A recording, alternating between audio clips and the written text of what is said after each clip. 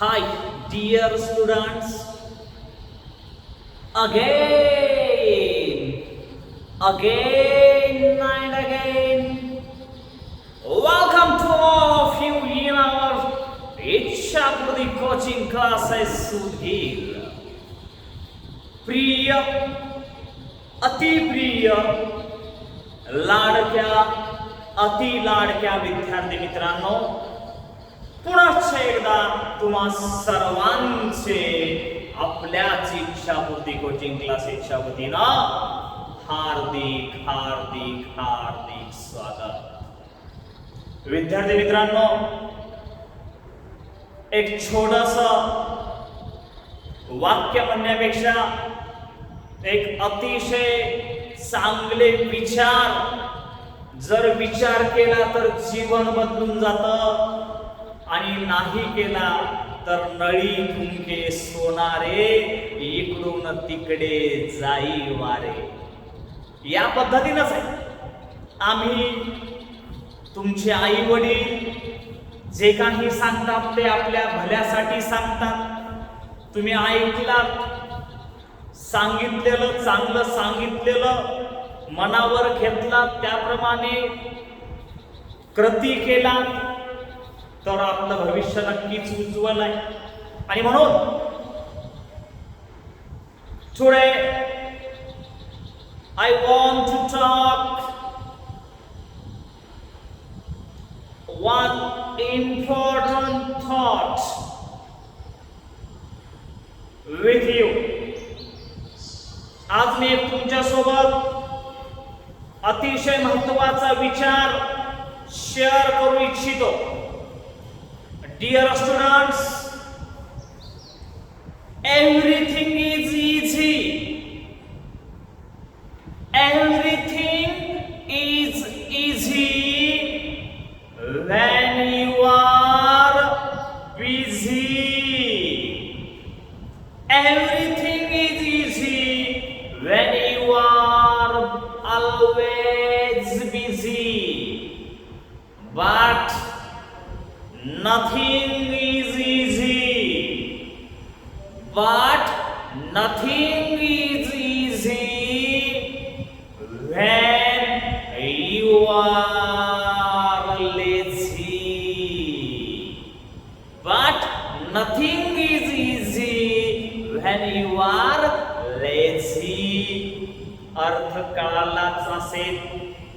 बऱ्याच जणांचं इंग्रजी खूप पक्का असतं, मराठीत सांगतो विद्यार्थी मित्रांनो की जर एव्हरीथिंग इज इझी, प्रत्येक गोष्ट सोपी आहे, कोणतीही गोष्ट अतिशय सोपी आहे when you are always busy, जेव्हा तुम्ही सदैव त्यामध्ये व्यस्त असता. महाराष्ट्रात पहिला येणं सुद्धा सोपं आहे जर तुम्ही सतत अभ्यासात व्यस्त असाल तर. कलेक्टर होणं सुद्धा सोपं आहे जर तुम्ही सतत अभ्यासात व्यस्त असाल तर. म्हणजे काय, सर्व काही सोपं आहे. कोणत्याही क्षत्रात जा, आपण त्या क्षेत्रात टॉप राहू शकतो. पण त्या क्षेत्रात जेवढ्या काही व्यक्ती आहेत त्या सर्वांपेक्षा आपले कष्ट जास्त पाहिजे, आपली मेहनत जास्त पाहिजे, आपला आत्मविश्वास जास्त पाहिजे. आपण आपल्या कामामध्ये पूर्ण वेळ व्यस्त पाहिजे. आणि पुन्हा काय सांगितलं, नथिंग इज इझी, काहीच सोपं नाही व्हेन यू आर लेझी. जर तुम्ही आळसी बनलात तर कलेक्टर तर जाऊ द्या, ओ कंडक्टर होणं पण अवघड आहे. महाराष्ट्रात पहिला तर जाऊ द्या, ओ वर्गात पहिला येणं पण अवघड आहे. वर्गात पहिला तर जाऊ द्या, ओ पास होणं सुद्धा अवघड आहे. आणि म्हणून की आता जो काही एक अनमोल विचार मी तुम्हाला सांगितला त्यावर आपण विचार करावं आणि आपल्या जीवनामध्ये जे काही तत्व आहे त्या तत्वामध्ये आजपासून या विचाराचा जर अवलंब केला तर नक्कीच आपल्या जीवनाचं नंदनवन झाल्याशिवाय आपलं भविष्य उज्ज्वल बनल्याशिवाय होणार नाही, एवढं या ठिकाणी सांगतो आणि आजच्या या तासाला सुरुवात करतो.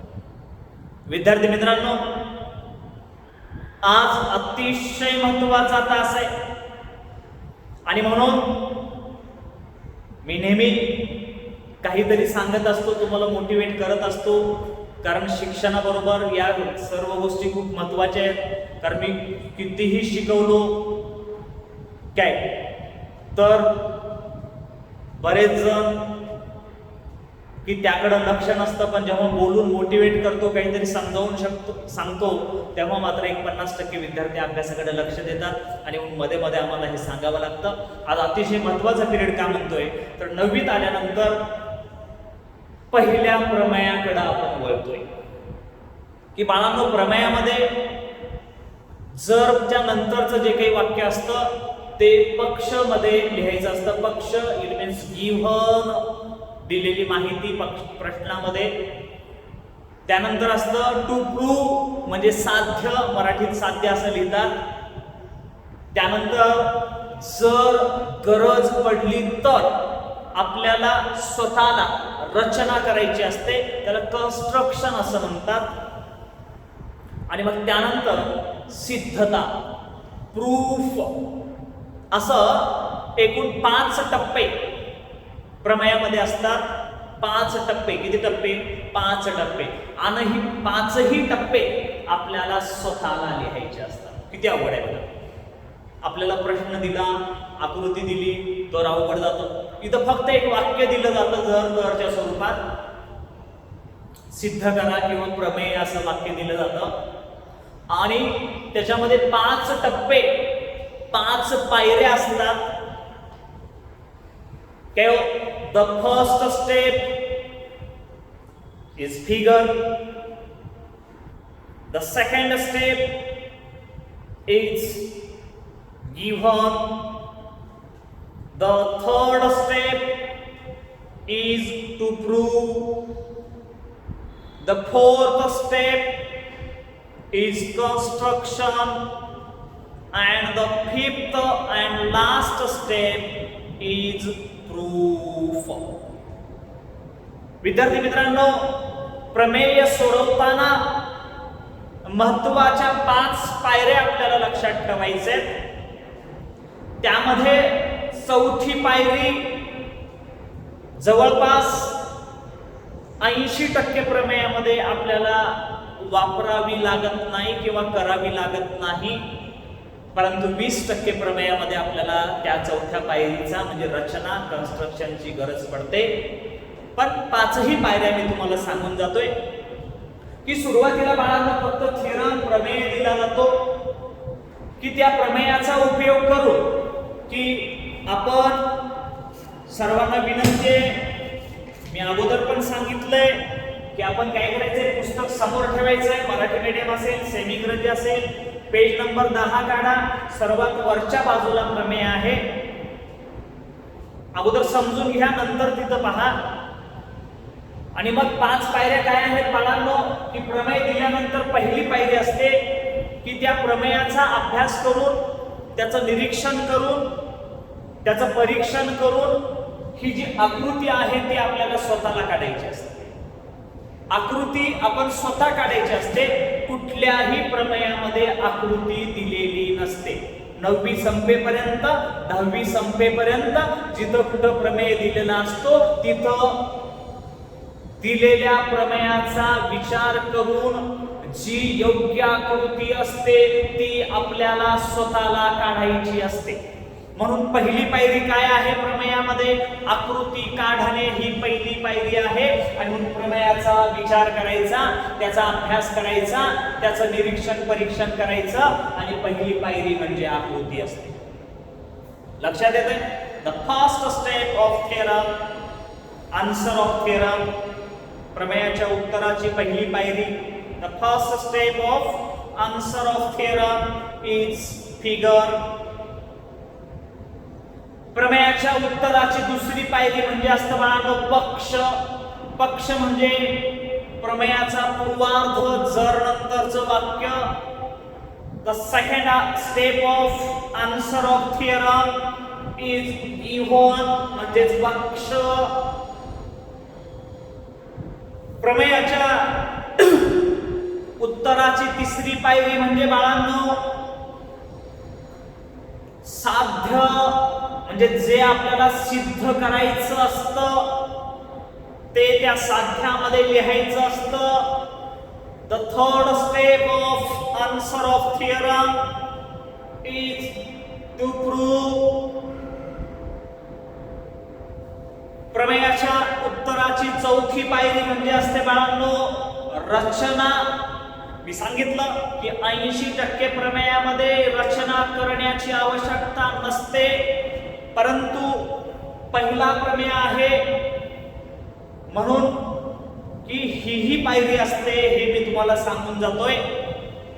Construction is the fourth step of answer of theorem. Construction is the fourth step of answer of theorem. प्रमेयाच्या उत्तराची चौथी पायरी म्हणजे रचना असते आणि शेवटची पायरी महत्वाचा गाभा म्हणजे काय असतं सिद्धता. प्रमेयाच्या उत्तराची पाचवी आणि शेवटची पायरी म्हणजे सिद्धता असते. The fifth and last step of answer of theorem is proof. आणि लक्षात ठेवा बाळांनो आकृती, पक्ष, साध्य आणि रचना केली तर रचना सुद्धा. Figure, given, to prove and construction इकडे अर्धे मार्क असतात. समजा 4 मार्काला प्रमेय आला तर इकडे 2 असतात आणि सिद्धतेला 2 मार्क असतात. म्हणजे सर्वात महत्वाचं काय सिद्धता आहे काय, पण सर्वात महत्वाचं म्हणता येत नाही. जर तुम्ही आकृती काढली नाही, पक्ष साध्य लिहिलं नाही, फक्त सिद्धता लिहिली तर अंडा मिळतो. अंडा काय, आकृती काढली नाही, पक्ष साध्य रचना सिद्धता लिहिले तरी सुद्धा 0 मार्क मिळतात. आकृती काढल्याशिवाय प्रमेय लिहिता येत नाही. आकृती न काढता तुम्ही हे लिहिला म्हणजे कॉपी केला तसा त्याचा अर्थ होतो काय. आणि म्हणून आकृती काढल्याशिवाय जर तुम्ही पक्ष साध्य हे सगळं काही 100% बरोबर लिहिला तरी सुद्धा तुम्हाला अर्धा सुद्धा मार्क दिला जात नाही. ठीक आहे, लक्षात आल्या पायऱ्या. आणि मग आता आपण पहिल्या प्रमेयाला सुरुवात करूया. काय आहे बघा पहिला प्रमेय, तुमच्या पहिल्या प्रकरणातील पहिला प्रमेय थिअरम. मराठी मीडियम पुस्तक समोर ठेवायचंय. मी इंग्रजीमध्ये लिहिलंय, मराठीतून सांगणार आहे. पुस्तक समोर ठेवायचंय आणि प्रमेय झाल्यानंतर प्रत्येकाने पहिला प्रमेय 5 वेळा प्रमेय लिहून सराव करायचा आणि त्याचे फोटो काढून मला व्हॉट्सअपवर पर्सनल मला सेंड करायचा. 5 वेळा प्रमेय लिहायचा, पूर्ण प्रमेय लिहायचा, आकृती काढायचं, पक्ष साध्य आणि सिद्धता 5 वेळा लिहून पाठवायचं. ओके. आणि मग बघा the opposite angles formed by 2 intersecting lines are of equal measures. The opposite angles म्हणजे विरुद्ध कोन, हे विरुद्ध कोन, हे विरुद्ध कोन. The opposite angles formed by 2 intersecting lines, 2 छेदणाऱ्या रेषांनी तयार झालेले विरुद्ध कोन. असं 2 रेषा छेदल्या काय तर विरुद्ध कोनांच्या 2 जोड्या तयार होत्या. 2 रेषा छेदल्या तर हे विरुद्ध कोनांची एक जोडी, हे विरुद्ध कोनांची दुसरी जोडी, ही एक जोडी, ही दुसरी जोडी. ठीक आहे, अशा 2 रेषा जर एकमेकांना छेदल्या. The opposite angles formed by 2 intersecting lines are of equal measures. 2 रेषा जर एकमेकींना छेदल्या तर तयार होणाऱ्या विरुद्ध कोनांच्या जोड्या एकरूप असतात. कळतंय?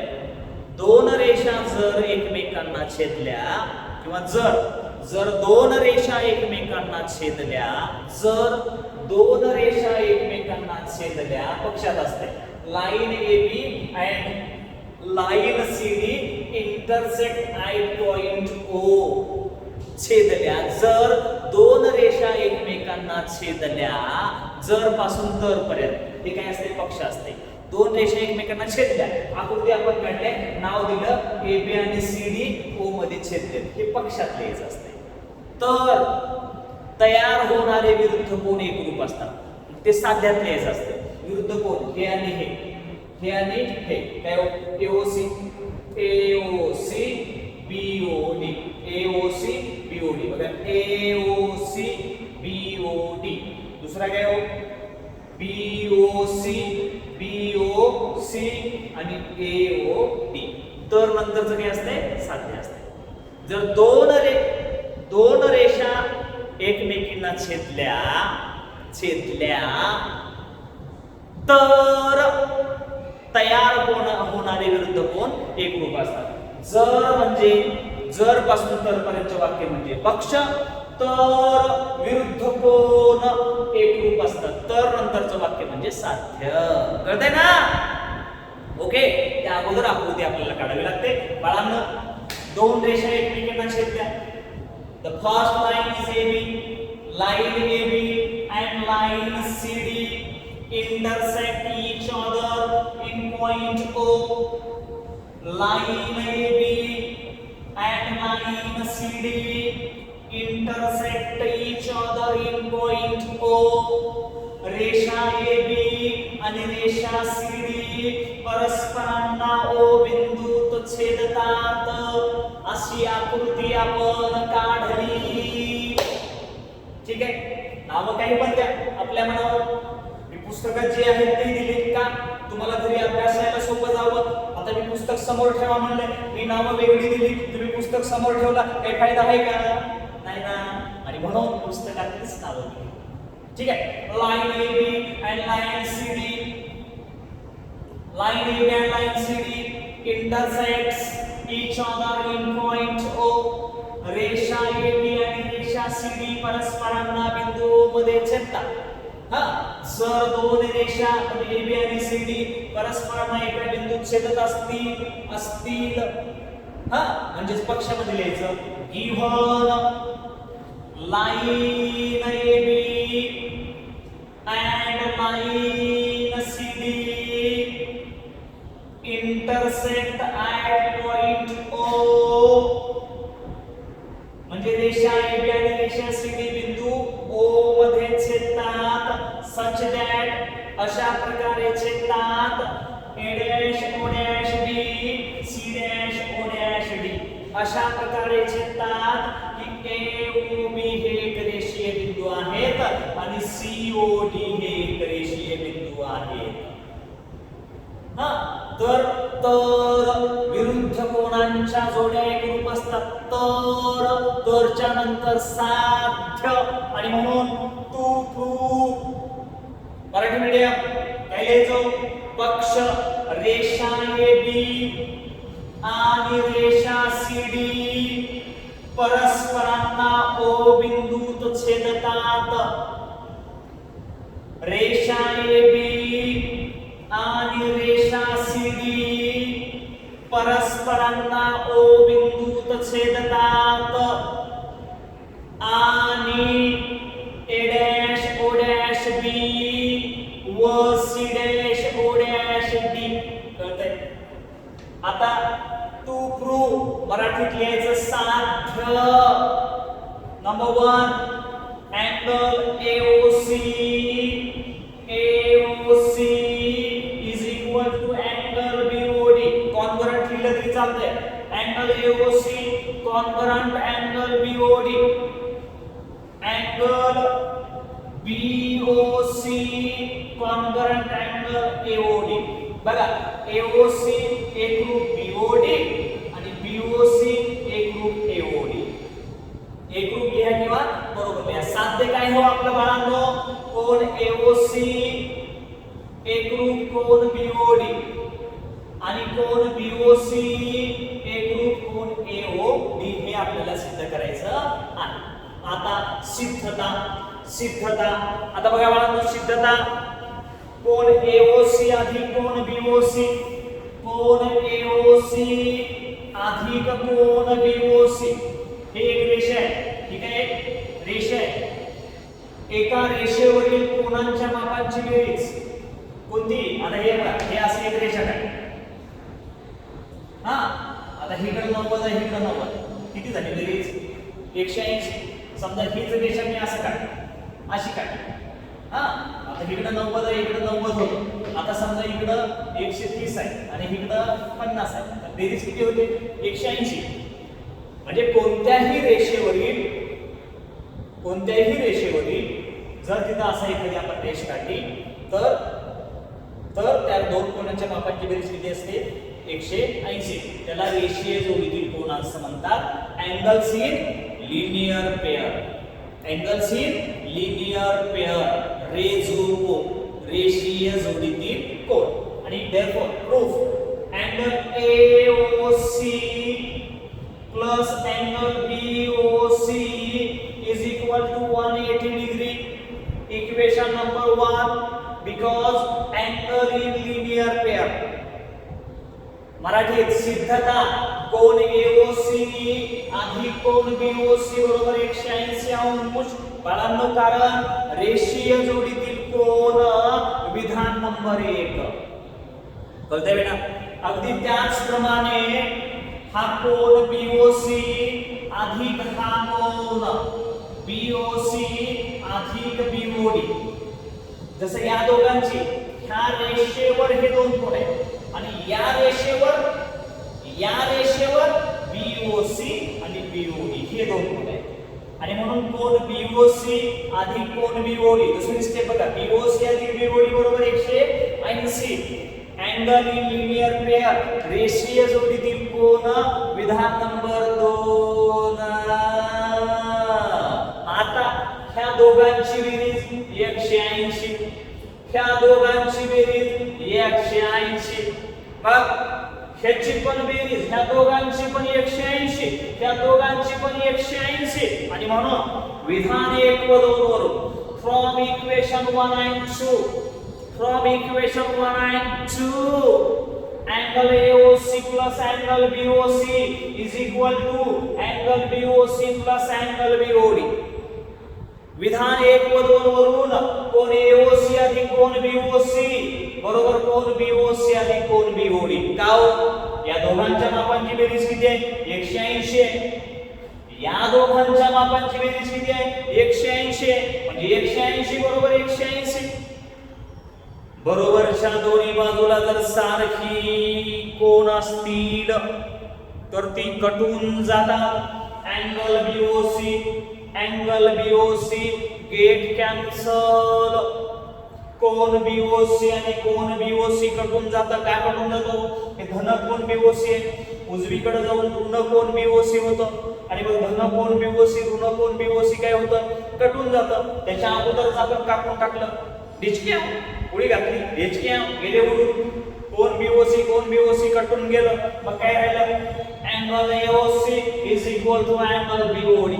काय राहिलं? कोन AOC बरोबर कोन BOD. इकडे कुठे दिसतंय का? अरे दिसलं की, दिसला ग बाई दिसला, आहा दिसला ग बाई दिसला, मला बघून गावात हसला ग बाई हसला. बघ, कोन AOC बरोबर कोन BOD, कोन AOC बरोबर कोन BOD. आणि मग आता हे जे दुसरं साध्य आहे अगदी याच प्रमाणात ते सिद्ध करायचं असतं. आणि म्हणून पुन्हा या सर्व क्रिया करत बसायच्या नसतात. फक्त एवढंच लिहायचं, कोन AOC बरोबर कोन BOD. म्हणजे इथलं पहिलं साध्य सिद्ध केलं, त्याचप्रमाणे सिद्ध करता येईल. मराठी मीडियम, त्याचप्रमाणे सिद्ध करता येईल कोन BOC बरोबर कोन AOD.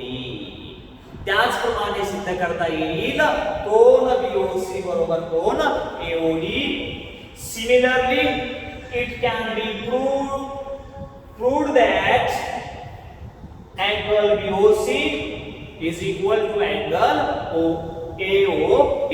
म्हणजेच जे काही आपलं साध्य होतं कोन AOC बरोबर कोन बीओडी ते आपण सिद्ध केलं आणि त्याचप्रमाणे कोण बीओसी बरोबर कोण एओडी हे सुद्धा आपण सिद्ध केलं. म्हणजेच काय हो की जर दोन रेषा परस्परांना छेदल्या तर तयार होणाऱ्या विरुद्ध कोणांच्या जोड्या एकरूप असतात.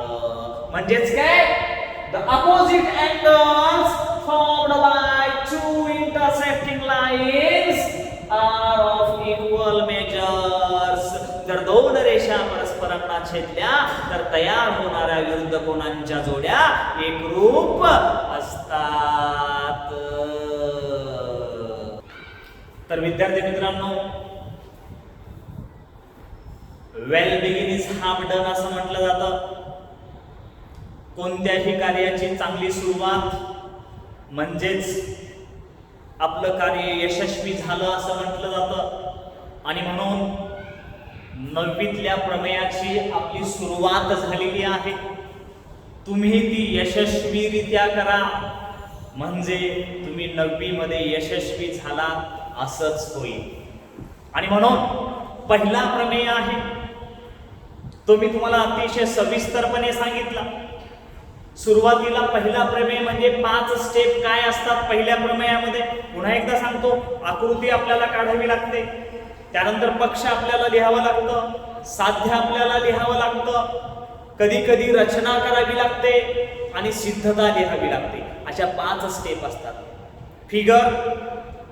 Figure first one figure, second one given, third one two prove, fourth one construction and fifth one proof.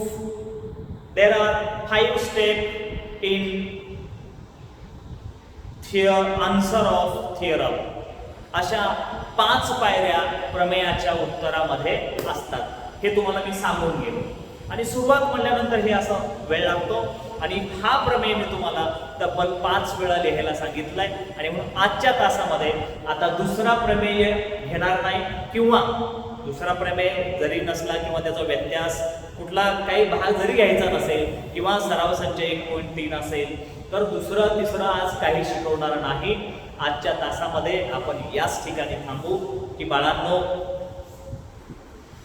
की टीव्ही बघून आपलं भलं होणार नसतं, पण अभ्यास करून आपलं जीवन बदलून जातं. की गरीब म्हणून जन्माला येणं यात आपला दोष नसतो, पण गरीब होऊन जर आपण मृत्यू पावलो, गरीब राहूनच आपण जर मृत्यू पावलो तर याला मात्र आपण पूर्णपणे दोषी असतो.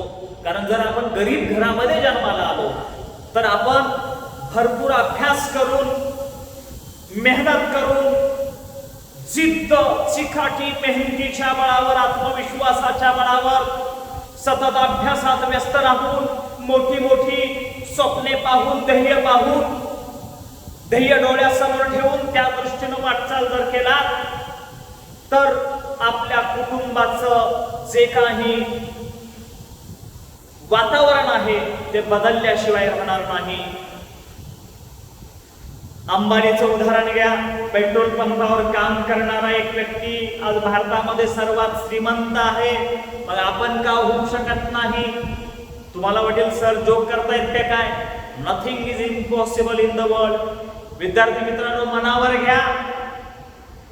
तुम्ही जर ठरवला की ठीक आहे तुम्ही एखाद्या चांगल्या घरी पण जन्माला आला असाल, तुमचे वडील 2 व्हीलरवर फिरतात, तुम्ही 4 व्हीलर मध्ये फिरा, तुमच्या वडिलांकडे 25-30 लाखाची कार आहे, तुम्ही 5-10 कोटीचं विमान हेलिकॉप्टर घ्या, म्हणजे मोठी स्वप्न बघा.